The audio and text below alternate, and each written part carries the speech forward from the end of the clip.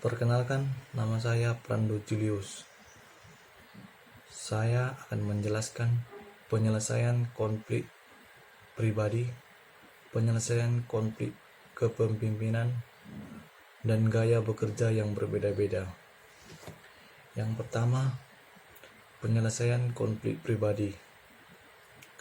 Penyelesaian konflik pribadi adalah suatu konflik yang terjadi antara individu, di mana konflik tersebut dipengaruhi adanya suatu pandangan ataupun pendapat yang berbeda-beda dalam suatu permasalahan. Cara menyelesaikannya yang pertama, fokuskan untuk menyelesaikan konflik.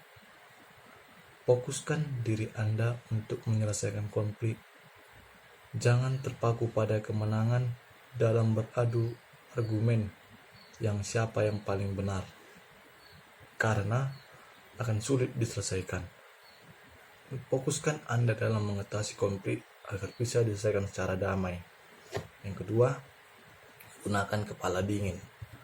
Menggunakan kepala dingin ketika mengatasi konflik merupakan hal utama yang harus Anda lakukan.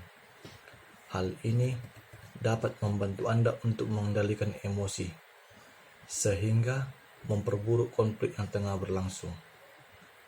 Hal ini memang cukup sulit dilakukan, namun bersikap tetap tenang sangat penting untuk menemukan solusi dalam suatu persoalan.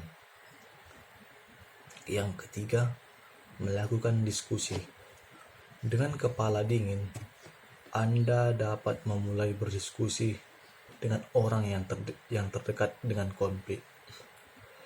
Pilihlah tempat yang netral dan lokasi yang nyaman agar Anda dapat bisa merundingkan persoalan yang terkait dengan konflik. Berdiskusilah dengan teman-teman dengan cara kepala dingin, sehingga konflik dapat diselesaikan. Yang kedua, penyelesaian konflik kepemimpinan. Konflik kepemimpinan adalah suatu konflik yang terjadi karena kepemimpinan seseorang dalam menjalankan tugas kepemimpinannya.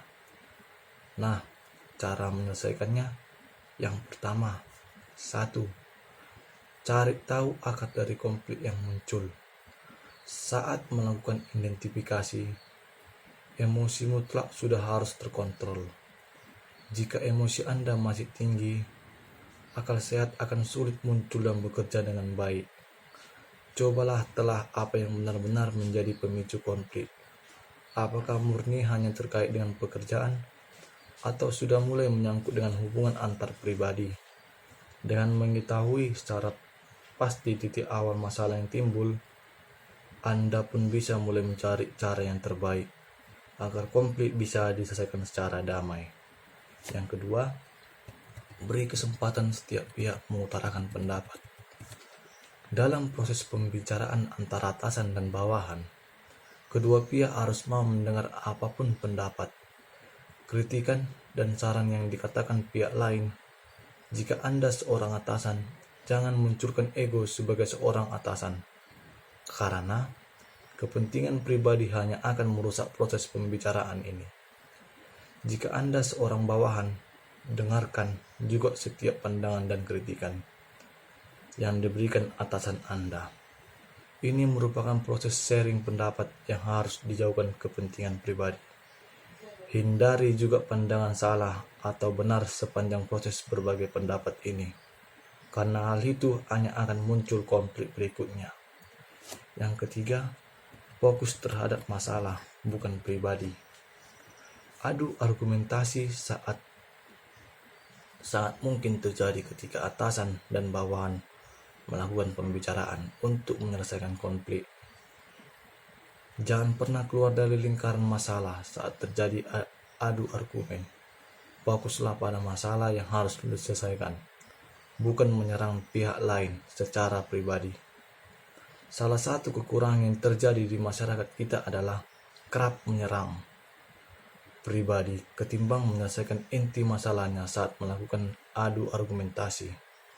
Jangan sampai hal ini terjadi ketika Anda dan bawahan atau atasan melakukan proses menyelesaikan konflik yang terjadi. Yang ketiga, gaya kepemimpinan yang berbeda-beda atau gaya bekerja yang berbeda-beda. Gaya bekerja yang berbeda-beda atau kepemimpinan dapat membuat suatu kepemimpinan berdampak buruk atau serius terhadap suatu organisasi. Gaya seorang yang bekerja yang tidak memiliki kemampuan atau leadership yang bagus akan menurunkan kredibilitas bawahan. Sekianlah hasil analisis dan jawaban dari saya. Terima kasih untuk kawan-kawan.